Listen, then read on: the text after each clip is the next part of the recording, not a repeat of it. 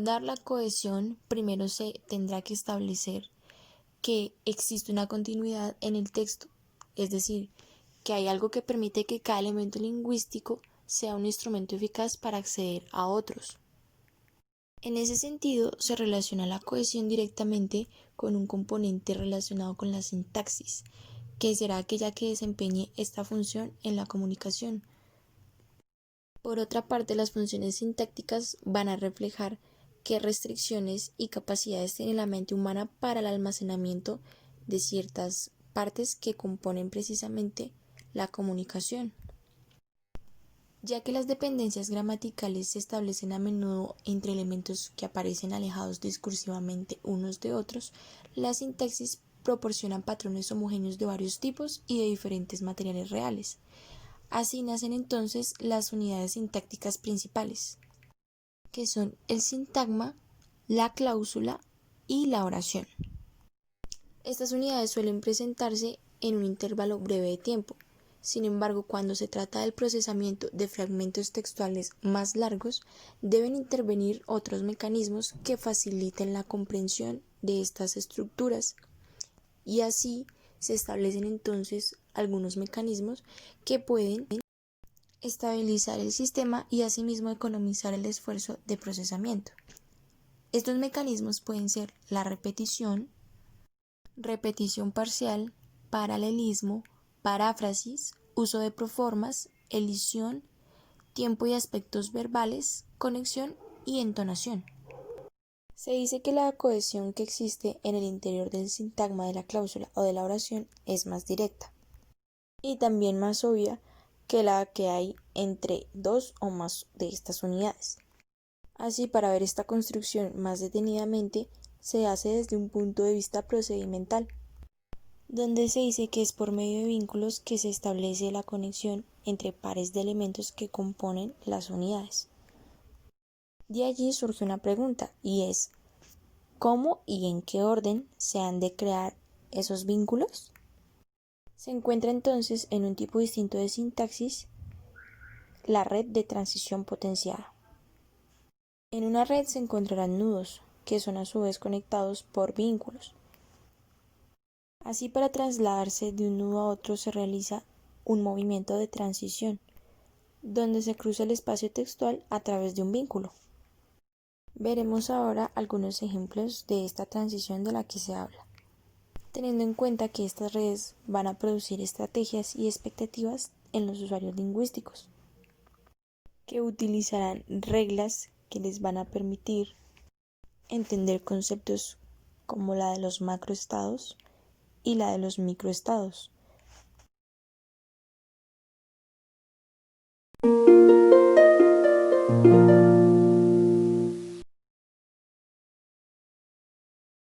Para expresar como vínculos directos las diferentes relaciones existentes de modificador a núcleo, se propone la siguiente cuestión. Cuando aparece el determinante un, el procesador activa una red sintagmática nominal, es decir, un macroestado. Este supone la existencia de un núcleo nominal, con al menos otro elemento que depende de él. Así se establecen dependencias, que es precisamente lo que se busca con los vínculos. Ahora establecido el núcleo de la estructura, este se convertirá en el centro de control, en el cual se explorará el resto del macroestado. En esta figura se simulan los movimientos interpretativos que realiza un procesador a través de una red sintagmática nominal. Se propone una predicción sobre qué elemento funciona como núcleo de la estructura y cuáles en cambio desempeñan la función de modificadores. Hasta el momento, la cohesión se ha establecido por medio de relaciones de dependencia gramatical de corto alcance. Sin embargo, cuando se trata de fragmentos textuales más extensos, la operación cohesiva principal consiste en establecer los procedimientos mediante los cuales los elementos y los patrones utilizados previamente en el discurso pueden utilizarse, modificarse o comprimirse. Veremos entonces los mecanismos mencionados anteriormente: repetición, sustitución, elisión y conexión.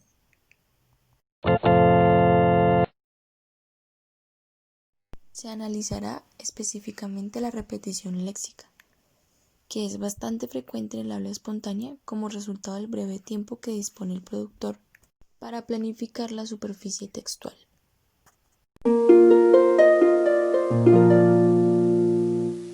Cuando se dispone de un entorno, recursos de procesamiento y tiempo adecuados para la producción textual, la repetición se mantiene controlada y dentro de parámetros razonables. De lo contrario, desciende el nivel de informatividad del texto. Esto se puede observar en el siguiente ejemplo.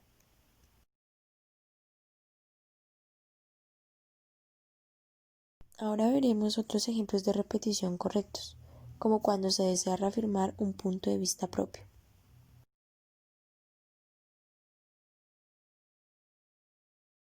Cuando se utiliza como estrategia de rechazo,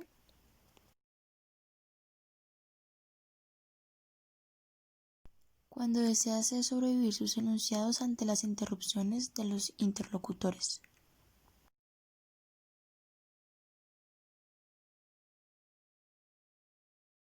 Y finalmente, en la organización superficial del texto poético, donde se justifica por establecer el significado del poema y el propósito general de este.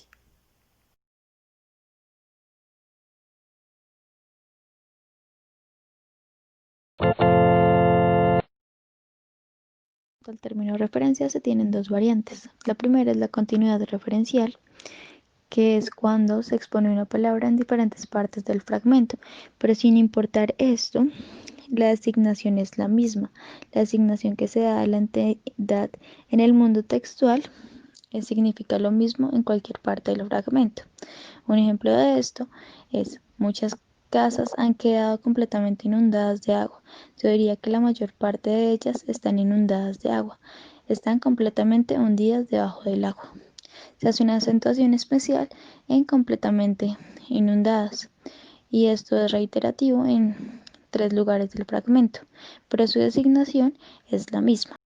La segunda referencia es la referencia distintiva o referencia indefinida, en la cual se le pide al receptor una mayor atención para que éste pueda realizar una interpretación de una forma pertinente.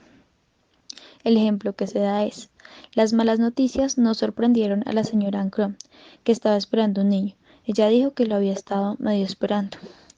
Se da la reiteración de un enunciado, sin embargo, el término lo hace que se dude en cuanto al significado de este fragmento. Entonces, este lo puede remitir tanto al niño o a las malas noticias, por lo cual se pide una mayor atención por parte del receptor. Para hablar del mecanismo de la repetición parcial, se encuentran dos ejemplos. El primero entabla un diálogo en cuanto a la suposición que se tiene de la reutilización de algunos componentes léxicos básicos que han sufrido una transcategorización, por lo cual se advierte como un concepto ya activado de manera previa puede reutilizarse de nuevo en el texto, siempre y cuando que la situación discursiva nueva se adapte a tal situación. El ejemplo que se da es: comprometerse en que los poderes terrenales se alinearán con quienes apoyen la independencia y la igualdad, que son las causas que nos impulsaron a independizarnos. Los gobiernos son elegidos por los ciudadanos y su poder emana únicamente del común acuerdo entre los gobernantes. El segundo ejemplo, dado por Dessler, encuentra como en ocasiones se advierte que la presencia de una expresión hace posible que luego de su lectura, a continuación, puedan aparecer otras que pueden ser raras o un poco inexistentes, pero por la lectura previa puede dársele un significado. El ejemplo es: había un famoso rascacielos construido con pieles de plátano al sur del rascaplátanos. Se encuentra la expresión rascaplátanos, que no se comprendería si no se tuviera una correferencia en cuanto al rascacielos y a los plátanos expuestos en el fragmento anterior. Paralelismo quiere solucionar una problemática dada por la repetición de enunciados. Este busca repetir los mismos elementos formales, pero que estos transmitan diferentes contenidos. También puede buscar que se repita un mismo contenido, pero que se exprese de una manera diferente. Como ejemplo, se tiene la exposición o la repetición del enunciado A, pero lo antecede acciones negativas. Ha saqueado nuestros mares, ha destrozado nuestras costas, ha quemado nuestras ciudades. También se tiene otro ejemplo, pero en este se da un cambio estructural en el que se potencia expresivamente un cambio de contenido. Debemos detenerlos, enemigos en la guerra, en la paz amigos. La paráfrasis consiste en utilizar expresiones distintas para repetir el mismo contenido. Un ejemplo de esto es: nunca he visto un asesino ni el símbolo abominable de quien se lleva la vida. Este fenómeno se relaciona ahora, en la actualidad, con la sinonimia. No quiere decir que no sea importante este término y la sinonimia. La paráfrasis y la sinonimia son muy importantes en cuanto aclaran o profundizan el significado real de fragmentos o contenidos. Dependiendo de la situación, el tipo de discurso, se da uso de la paráfrasis. Así pues, en el discurso legal se quiere o se busca definir o acentuar un poco en diversos tipos de comportamiento, por lo cual se usa pues la paráfrasis con el fin de aprender todos los aspectos posibles del contenido de lo que se quiere expresar. Un ejemplo es cualquier tipo de comentario, requerimiento, sugerencia o propuesta que sea obsceno, impúdico, lascivo, sucio o indecente. Ahí se encuentra la sinonimia o paráfrasis. Las formas pronominales son mecanismos cohesivos que ayudan a economizar o simplificar una superficie textual. Son elementos lingüísticos de una corta longitud, económicos y no tienen un significado en sí. Como formas pronominales se tienen los pronombres, los cuales sustituyen el sintagma nominal. La anáfora y la catáfora se dan por economía lingüística. La anáfora se da cuando se utiliza una forma pronominal después de la expresión correferente, y la catáfora cuando se utiliza una forma pronominal antes de la expresión correferente. Un ejemplo de la primera es: Luis y Carlos fueron a la fiesta y allí los detuvieron. Juan es puntual, pero él llegará hoy tarde. Un ejemplo de la catáfora es: le dije a María que iríamos a la playa. La forma proverbal es la que mantiene actualizado el contenido de un verbo o de un sintagma verbal. En este caso se da el verbo hacer. El ejemplo es: señora Hardcastle, le comprendo perfectamente, señor Harlow. Caramba, esto es más de lo que yo lo hago. Hago sustituye de manera muy económica a comprendo perfectamente al señor Harlow. En cuanto a las proformas, son correferentes de cláusulas completas, es decir, se trata del fenómeno denominado sustitución clausal.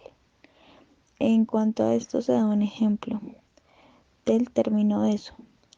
Pero es que tienes que entrar, le respondió el lacayo. Es lo primero que deberías preguntarte, ¿no? Así era en verdad, solo que a Alicia no le gustaba que le dijera eso. En cuanto a la palabra eso, se da como un transportador del contenido completo. Es decir, la palabra eso agrupa todo lo que anteriormente profesó el lacayo. En cuanto a las proformas, y aunque estas ahorran esfuerzo de procesamiento, ya que son más breves que las expresiones que reemplazan, se encuentran ciertos obstáculos que acarrean el grado de reconocimiento y determinación. Un ejemplo de esto es: Juan fue a visitar a Pedro, le había dicho a él que él estaba enfermo. Para entender esto, ha de procesarse de manera preferente la suposición de que el estatuto del sujeto se ha de mantener constante a lo largo del texto. Es decir, Juan es él y Pedro a él. En cuanto a otra problemática que se presenta, la solución vendría siendo tener en cuenta la organización de las situaciones, de los objetos o de los acontecimientos, tal y como se establece en el mundo textual. Además de esto se presenta otro ejemplo en el cual la palabra hizo eso puede referirse a todas las acciones mencionadas en el relato. El ejemplo es: a la mañana siguiente se despertó, encendió el fuego, ordenó en 3 montoncitos los hoyos y las tostadas. Se lo comió todo, todo, y se golpeó la cabeza. ¿Por qué hizo eso? En cuanto a los mecanismos cohesivos, estos son los que contribuyen de manera decisiva a que se alcance la concisión y la efectividad en el texto. Uno de estos mecanismos es la elisión, la cual se presenta cuando las tareas de procesamiento incluyen completar la discontinuidad que es notoria en la superficie del texto. Una de las ventajas de la elisión es que elimina la ambigüedad. Otra es que quien la use debe comprometerse a hacer un uso equilibrado entre la concisión y la claridad del texto. Para quien lee, evita tiempo y energía de procesamiento, pues evita leer cosas que ya están explicadas en otra parte del texto. Y quien la usa debe tener un grado de adecuación y efectividad. La elisión para quien lee, la tarea del que lee es que debe solucionar problemas interpretativa y productivamente, siguiendo normas textuales de coherencia y cohesión. La elisión le reduce la importancia a la sintaxis y esta obliga de alguna manera a que el productor y el receptor deban realizar un esfuerzo adicional para la construcción y también para la interpretación del texto. Existen dos tipos de elisión, una elisión catafórica y una anafórica. La elisión catafórica es la que realiza la elisión inicialmente y luego muestra la estructura completa. La anafórica lo hace al contrario, muestra primero la estructura completa y luego la estructura elíptica. Un ejemplo de la catafórica es: se dice que la hija, sana y bella, muchachote desgarbado, se crió atado al delantal de su madre. Entonces aquí vemos cómo primero muestra la elipsis, la elisión de la hija sana y bella, mas no se sabe qué pasa con ella. Pero en la segunda parte nos muestra la estructura completa y sabemos que entonces la hija se crió sana y bella, atada al delantal de su madre. Mientras que en la elisión anafórica, en el ejemplo vemos que dice: se dice de él que caminaba, bailaba y corría, también de su primo, hasta que los dejaron inválidos. Entonces en este ejemplo vemos cómo muestra que esa persona caminaba, bailaba y corría. Y muestra la elisión en donde dice también de su primo, es decir, que él también caminaba, bailaba y corría. Bueno, en cuanto al tiempo y aspecto de las formas verbales, estos se presentan en las lenguas de 4 formas: en tiempos de pasado, presente y futuro, en continuidad frente a discontinuidad, en acontecimiento finalizado frente a no finalizado, en anterioridad frente a posteridad. Y tenemos un ejemplo que es: el faro iluminó la bahía. Y el faro estaba iluminando la bahía. Entonces vemos cómo el faro iluminó nos habla de un tiempo que ya pasó, un tiempo específico que pasó, que fue tal vez corto. Y un ejemplo de el faro estaba iluminando la bahía es que iluminó tal vez por un largo tiempo. Entonces, la temporalidad y los aspectos verbales constituyen una estrategia de construcción textual. Entonces, los procedimientos principales de conexión existen 4: conjunción, disyunción, adversación y subordinación. En conjunción, eh, estos vinculan los elementos equiparables. Entonces, cumple la función de añadir información al texto.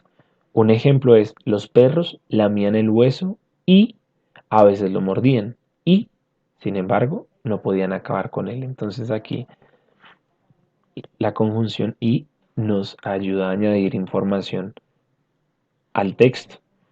Bueno, disyunción vincula elementos opuestos entre sí. Entonces, el nexo o tiene la función de conectar dos alternativas o introducir información adicional. Primero está el ejemplo de conectar dos alternativas. Y dice, ¿comes rápido o te sirvo otro platado? Y la de introducir información adicional, que dice, caminó por un tiempo, tal vez se cansó o tal vez las ampollas no lo dejaron correr más. Entonces ahí vemos cómo se añade también información. La adversación vincula elementos equiparables pero incompatibles en el mundo textual. Y esta facilita solución a un problema. El bombillo se dañó, pero en la caja hay otro. Esta cumple la función de darle la solución. Y la subordinación, que vincula entre sí elementos ordenados jerárquicamente, que hay que tiene la función subordinante, una de causa y una de razón. Entonces se cayó porque estaba saltando la cuerda. Bueno, y con esto finalizamos. En la interacción comunicativa, el emisor puede utilizar conectores para facilitarle al receptor entender un texto, ya que los conectores muchas veces sugieren, imponen o determinan los acontecimientos al interior del mismo. Vamos a ver algunos conectores de proximidad temporal. Están los conectores de acontecimientos que se ordenan con respecto a otros. Aquí se destacan conectores como entonces, antes, desde y cuándo. Ejemplo, el presidente declaró emocionadamente que estaba muy contento de regresar a casa. Entonces habló de la reunión que había celebrado. Otros son los conectores que indican que dos acontecimientos surgen de forma simultánea y se destaca el conector mientras tanto. Ejemplo, al día siguiente el gobierno egipcio también aprobó con desánimo los detalles finales del acuerdo. Mientras tanto, los ministros de defensa israelí y egipcio celebraban una reunión en Washington. Están los de modalidad temporal por encadenamiento de secuencias o acontecimientos. Esto quiere decir que la finalización de un acontecimiento coincide con el otro. Se destaca aquí el conector cuando, que marca la contigüidad temporal entre un primer acontecimiento que es la causa y un segundo acontecimiento que es la consecuencia. Primer acontecimiento, cuando Carter le ofreció la propuesta a Sara. Segundo acontecimiento, Víctor dijo que ellos la consideraban completamente inaceptable. Se produce como consecuencia un rechazo. Conectores de condicionalidad se dan por probabilidad o necesidad de algunos acontecimientos con respecto a otros. Se destaca el sí porque establece una relación de condicionalidad, ya que si se cumple un acontecimiento se dará lugar a otro. Ejemplo, tendríamos el nivel de vida de Alemania si tuviésemos el nivel de productividad laboral de Alemania. Este conector también permite proyectar sucesos que podrían suceder. Un ejemplo cotidiano. Si me hubiera hecho caso de levantarse, no se le habría hecho tarde para ir a clase. Perspectiva funcional de la oración. Se encarga de la interacción entre la sintaxis, la informatividad y las situaciones comunicativas. En el siguiente fragmento, el texto comienza con una expresión, érase una vez. Aquí solamente pues induce al lector a un mundo imaginario de un relato. Luego, en cuanto al hombre, nos dice que su nombre es Sabarí y que es cazador. En la otra secuencia de la oración se vuelve a aparecer como sujeto y en el predicado se puede dar más información de sus características, por ejemplo, que era orgulloso de su fuerza y su puntería. Entonces, todo esto nos lleva a pensar que en efecto sí se sentía orgulloso y que, digamos, viéndolo desde otro lado, también se podría interpretar que su fuerza y su puntería le hicieron ser demasiado orgulloso. Entonces vemos cómo el foco de atención se centra en aspectos más explícitos de la información y no tan deducibles. Entonces digamos que, por ejemplo, algo nuevo que sí nos da ese micro relato es, por ejemplo, que su única ocupación es ser cazador, que no tenía otra. Entonces aquí podemos ver cómo se desglosa esa coherencia subyacente y digamos porque el lector o el mejor, el productor le da al lector la información o la información más conocida, por ejemplo, que es cazador y que se llama Sabari, y de ahí se empieza a desglosar los acontecimientos de una forma más coherente. Entonación sobre tonema y claves. David Brasil nos habla del tonema de Halliday, pero modificado a su manera para explicarnos o referirse a los tipos de acciones discursivas. Entonces, él nos dice que las acciones discursivas, por ejemplo, de invocar o referirse, se produce cuando el hablante presenta material que en su mayor parte es conocido o esperable, mientras que informar o revelar se da cuando el hablante presenta material nuevo e inesperado y que es como constrativo con respecto al material anterior. Vamos a ver un ejemplo. Cabe resaltar que el tonema marca la tendencia ascendente o descendente al interior de un fragmento de texto enunciado de forma individual. Entonces, el descendente se utiliza normalmente para informar y el descendente ascendente para invocar, que es lo que le da sentido a las acciones discursivas. Como podemos verlo ahí está representado con las flechas al interior de los enunciados. Ahora desde una perspectiva de Henry Sweet. En relación con Brasil, él nos habla de las claves, la clave media, que sería la entonación considerada estándar dentro de una circunstancia normal, y las claves alta y bajas, que serían las entonaciones que se sitúan por encima y por debajo respectivamente de lo normal. Entonces, un ejemplo, dependiendo de la clave que utilicemos, se desenvuelve la circunstancia. Entonces, digamos que alguien nos pregunta, ¿dónde está? Y que uno dice, en la cama. Entonces ya hay una elevación del tono y esto permite la continuidad en la conversación. Si alguien me pregunta, ¿dónde está? Y yo digo, en la cama, pues es simplemente un tono estándar. Pero si alguien me pregunta, ¿dónde está? Y yo digo, en la cama, pues da como ese sentir de finalización en la conversación, que ya quiero concluirla. Entonces, es importante considerar esto de las entonaciones y las claves cuando, por ejemplo, alguien repite o parafrasea frases o enunciados de otra persona, de un autor, ya que esto depende la intencionalidad del hablante, la aceptabilidad del oyente y las actitudes entre los interlocutores con respecto a la cohesión, la coherencia y la informatividad.